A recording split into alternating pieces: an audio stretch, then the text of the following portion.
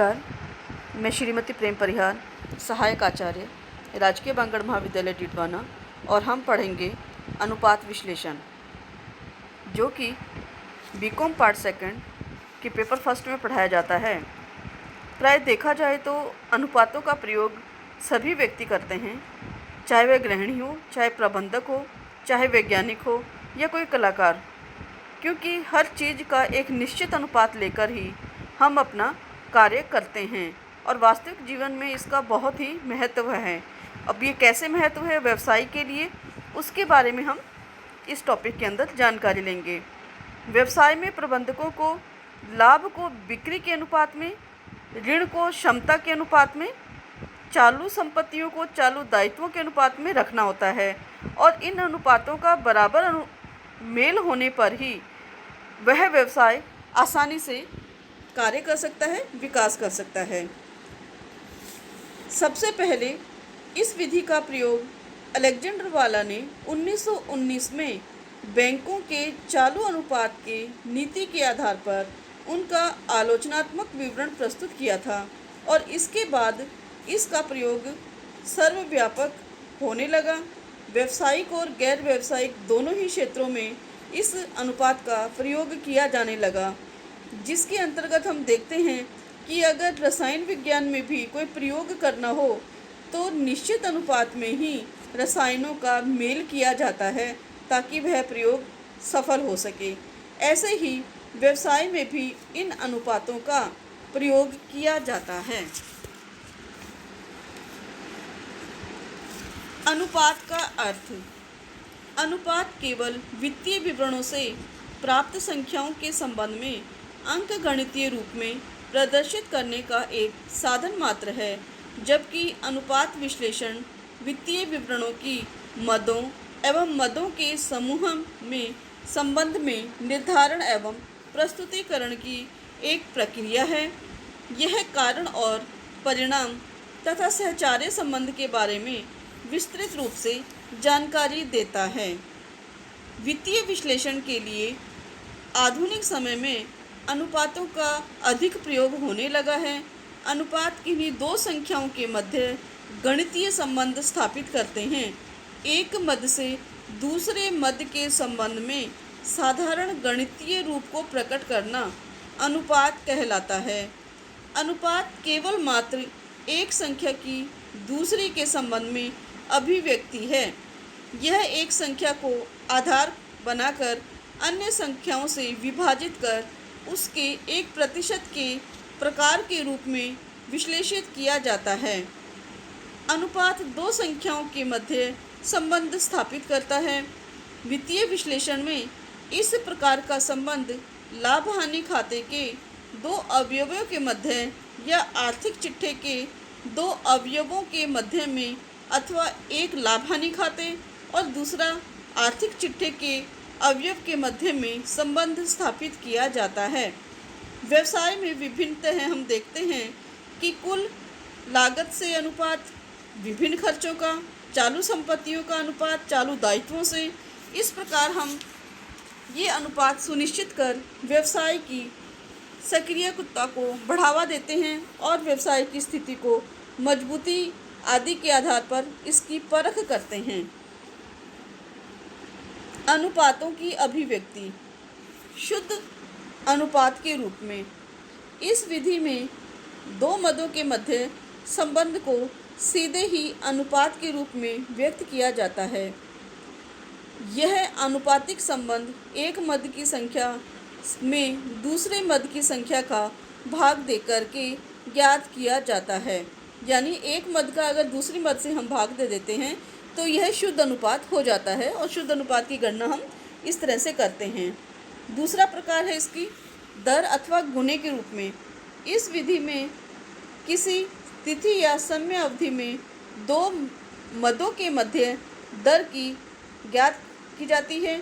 इसके लिए एक मद में दूसरी मद का भाग देकर हम ये व्यक्त करते हैं कि यह बिक्री कितना गुना अधिक हुई है, लाभ कितना गुना अधिक हुआ है, या लाभ और बिक्री के मध्य क्या संबंध है। इन चीज़ों को अगर हम दर या गुणे के रूप में प्रदर्शित करते हैं तो यह अनुपातों की दर या गुणे के रूप में अभिव्यक्ति कहलाती है।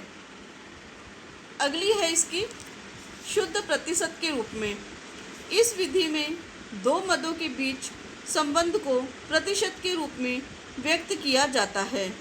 एक अन्य विधि का भी इसमें उपयोग किया जाता है, पर सामान्यतः व्यवसायिक गतिविधियों के रूप में हम इन तीन विधियों का ही प्रयोग करते हैं। एक अन्य विधि है इसकी अंश के रूप में। इस विधि में दो मदों के बीच संबंध को अंश के रूप में व्यक्त किया जाता है। जैसे हम कहें कि बिक्री जो है पूंजी का 1/5 जो अंश है, तो यहाँ जो प्रतिशत होगा, जो अंश होगा, जो गणना होगी वो अंश के रूप में होगी। पर व्यवसाय की दृष्टि में हम इन तीन मुख्य अभिव्यक्तियों को ही ध्यान में रखते हैं।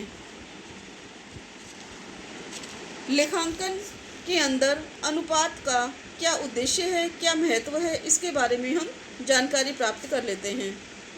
वित्तीय विवरणों में उल्लेखित कोई अंक स्वयं में महत्वपूर्ण नहीं होता है। उसका वास्तविक महत्व तभी स्पष्ट होता है जबकि अन्य अंकों के संदर्भ में उसको व्यक्त किया जाए, और अनुपात इस गणना हेतु इस उद्देश्य की पूर्ति करता है। सबसे पहली बात तो यह है कि लेखांकन के समंकों का सरलीकरण जो है वो अनुपात के माध्यम से ही हो पाता है। तरलता की स्थिति की जानकारी भी हम अनुपातों के माध्यम से जान पाते हैं। हम देख पाते हैं कि हमारे व्यवसाय के अंदर पूंजी की स्थिति कैसी है, ऋण चुकाने की क्षमता हमारी कैसी है। इसके लिए हम विभिन्न अनुपातों का प्रयोग करते हैं।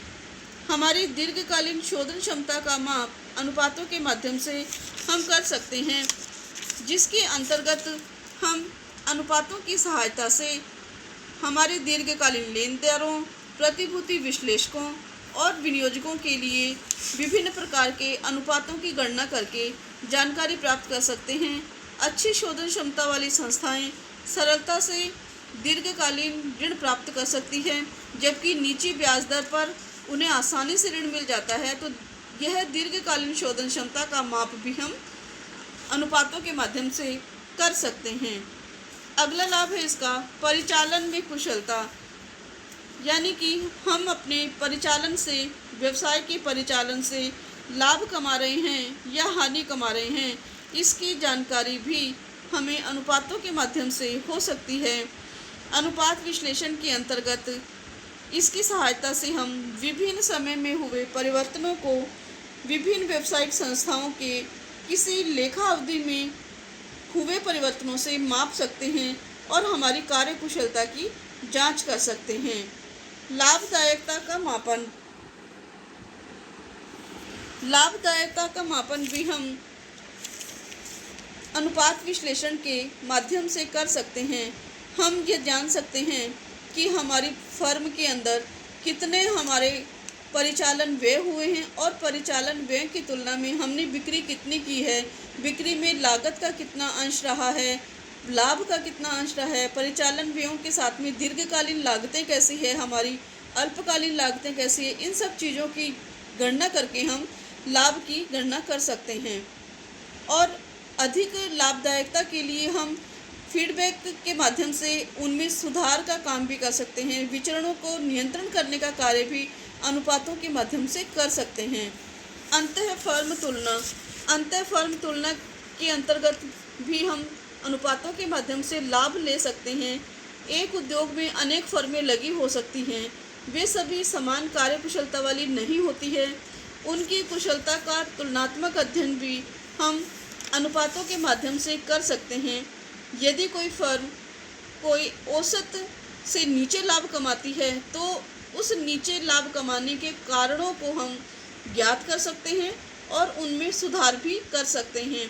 और इस प्रकार से अनुपातों के उपयोग से हम अंतर फर्म की तुलना कर सकते हैं।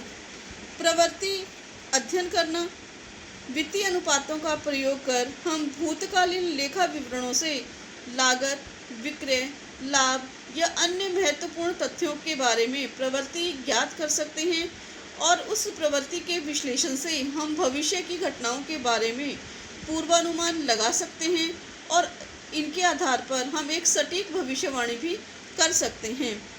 प्रबंधकीय उपयोग जिनमें नियोजन एवं पूर्वानुमान में सहायता, नियंत्रण में सहायता, संवहन और निर्णय में सहायता संबंधी कार्य भी हम अनुपातों के माध्यम से कर सकते हैं।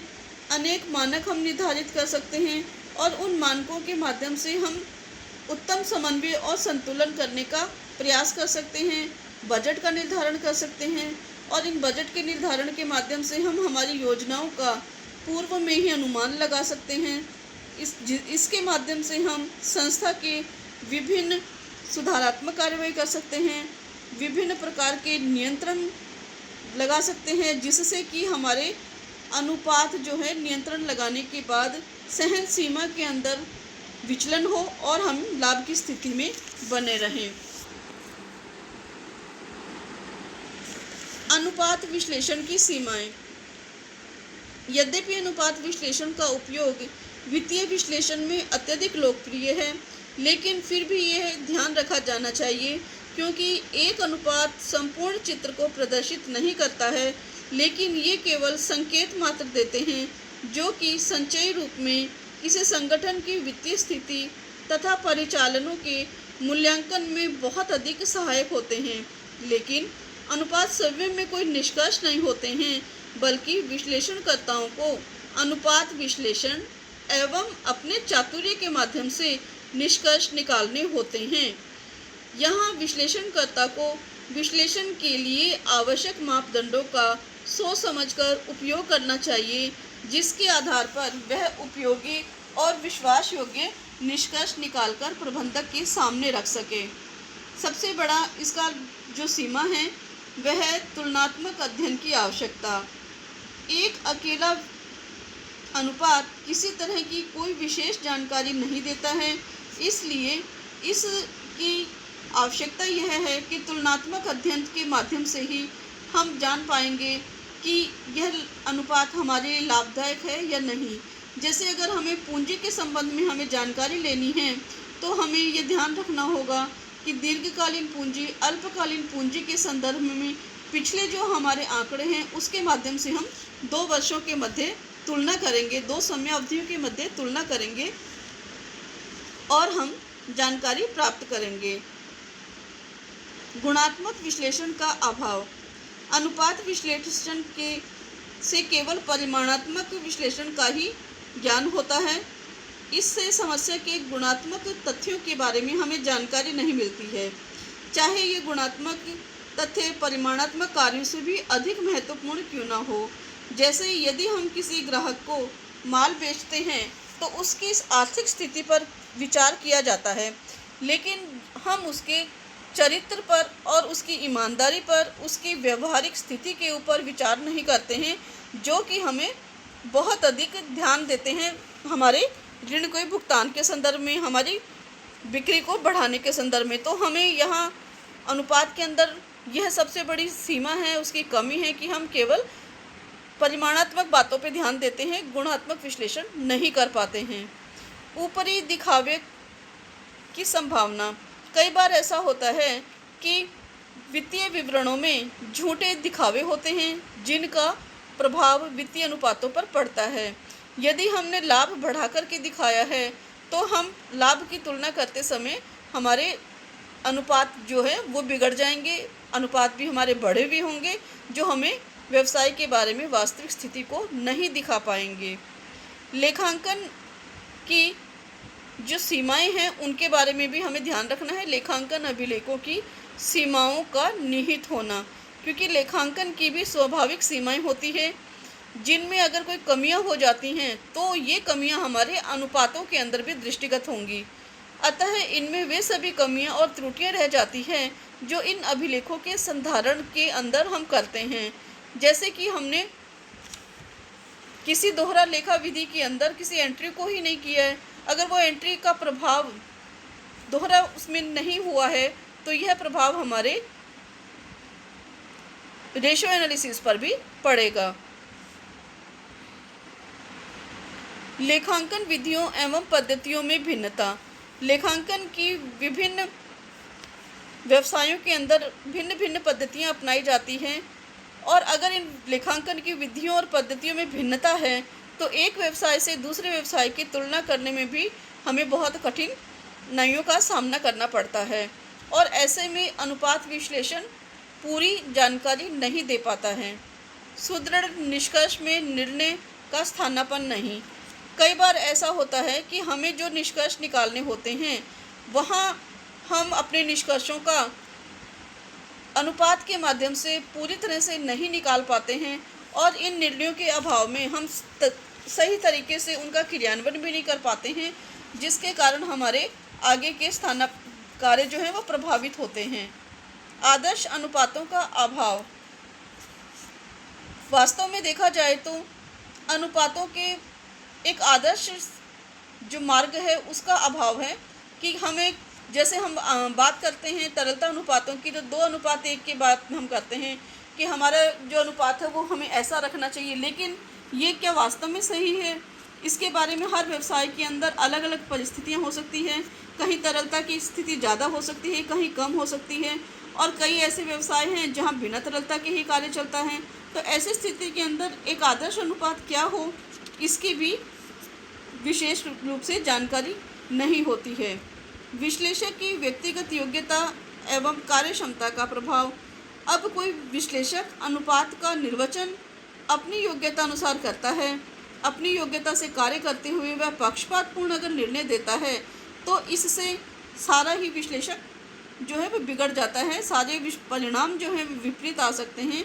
अतः इन अनुपातों का प्रयोग बहुत ही सावधानी से करना चाहिए और सतर्कता के साथ करना चाहिए, ताकि व्यवसाय की गतिविधियों का वांछित ब्यौरा समाज के सामने आ सके और प्रबंधकों के सामने आ सके। केवल कुछ सूचनाओं के आधार पर हम इन वित्तीय विवरणों के से आदर्श अनुपातों की गणना नहीं कर सकते हैं।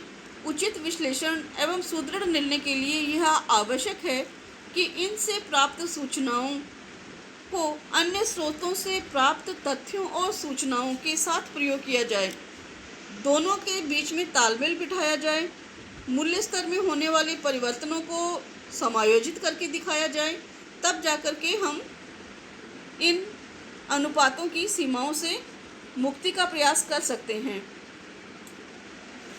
अनुपातों के प्रयोग में सावधानियां।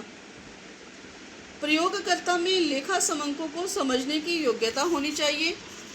लेखा समंकों की पूरी जो गतिविधियां हैं, जो उसके समीकरणों के नियम हैं, जो लेखांकन की हमें अभिव्यक्तियां हैं, हमारी लेखांकन की जो प्रणालियां हैं, उनके बारे में उसको पूरी जानकारी होनी चाहिए, और उसके बाद ही वह विभिन्न अवधारणाओं और समंकों को समझ करके आसानी से निर्णय दे सकता है। तो यहाँ प्रयोगकर्ता को इन विशेष सावधानियों को ध्यान में रखना चाहिए। फिर है शीघ्र संकलन। लेखों के समय समय पर तैयार होते रहते हैं और उनके आधार पर अनुपातों की गणना करनी चाहिए। जैसे ही लेखांकन के माध्यम से हम समंकों को प्राप्त करते हैं तो उनका हमें निर्वचन और विचरण ज्ञात कर लेने चाहिए, और उसके बारे में पूरी जानकारी लेकर के इनके प्रयोगकर्ताओं को समय समय पर ये उपलब्ध करवाते रहना चाहिए, ताकि अनुपात जो है वो आसानी से ज्ञात हो सके और वो अनुपात हमारे लिए व्यवसाय में उपयोगी भी हो सके। लागत एवं लाभ। व्यवसाय या अन्य क्षेत्रों में वित्तीय अनुपातों का प्रयोग तब तक ही वांछनीय होता है जब तक कि इनके प्रयोग से प्राप्त होने वाला लाभ इनकी लागत से अगर कम है तो हमारे लिए लाभदायी हैं, और अगर अनुपात ज्ञात करने की लागत ही ज़्यादा होगी और उसे मिलने वाला लाभ अगर कम है तो ये हमारे लिए लाभदायक नहीं होता। इसलिए इनके प्रयोग में हमें विशेष सावधानी की आवश्यकता होती है। प्रस्तुतिकरण। अनुपातों का प्रस्तुतिकरण उपयोगकर्ताओं की आवश्यकताओं एवं प्राथमिकताओं के अनुसार किया जाना चाहिए। यदि हमारे प्रबंधकों की वांछनीयता के अनुसार हमने अनुपातों का प्रस्तुतिकरण नहीं किया है तो यह हमें उचित लाभ और मार्गदर्शन नहीं देगा। तो हमें इन चीज़ों का ध्यान रखना चाहिए कि प्रबंधक को कौन से अनुपात अधिक उपयोगी हैं, उन चीज़ों के लिए हमें काम में लेना चाहिए उनका। जैसे कि उत्पादन प्रबंधन के लिए कार्यात्मक अनुपात अथवा लागत तत्वों के अनुपात अधिक उपयोगी होते हैं, जबकि विनियोक्ताओं के लिए प्रति अंश अर्जन, लाभांश भुगतान अनुपात, मूल्य आय अनुपात आदि अधिक महत्वपूर्ण होते हैं। परिवर्तन। आज सभी क्षेत्रों में जब परिवर्तन हो रहा है, तो ऐसी दशा के अंदर अनुपातों के क्षेत्र और उसके प्रयोग में भी परिवर्तन हो रहा है, और ऐसे समय में हमें नए नए अनुपातों का नए नए क्षेत्रों में प्रयोग किया जा रहा है। अतः प्रयोगकर्ता को बदलती आवश्यकताओं, व्यावसायिक वातावरण में परिवर्तन आदि के अनुरूप में अनुपातों में भी वांछनीय परिवर्तन करना चाहिए।